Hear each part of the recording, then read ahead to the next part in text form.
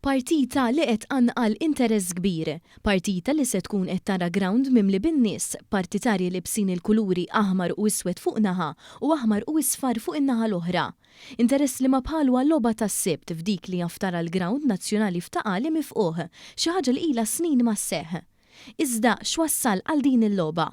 Wara li ġie fit-tmiem l-Kampjonat Malti tal-Futbol 360 Sports Malta Premier sar magħruf li fl-ewwel round ra li t-tim ta' Florjana fl-ewwel post u Birkirkara spiċċaw fit-tieni post.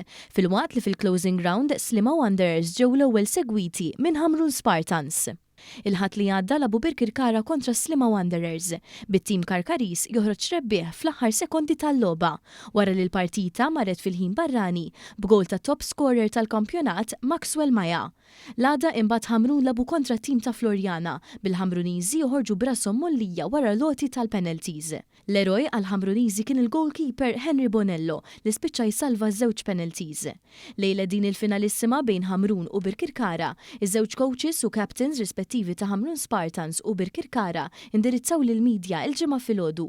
Il-coach ta' Hamrun Spartans, Winston Muscat, spjega li din il-partita hi waħda diffiċli, sostni li wara perjodu ħażin li kellhom Hamrun f'dan l-aħħar round kienu l-aktar konsistenti mit-timijiet kollha. Dan anke grazzi tal-għaqda li kien hemm fit-tim li dejjem labu għall-arma tal-Hamrun. Titari m'għandix dubju għax id-determinazzjoni li għandhom il-partnerji Ħamruniżi hija waħda kbira u żgur mhux qed ddiżappuntawna. Nisperaw li aħna nwedduhom minn hawnhekk li aħna nagħmlu minn kollox biex ma niddiżappuntawx lilhom ukoll. Tal-istess fema kien il-kaptin tat-tim ta' Hamrun, Steve Borch, li spjega l-importanza tal-konfront finali.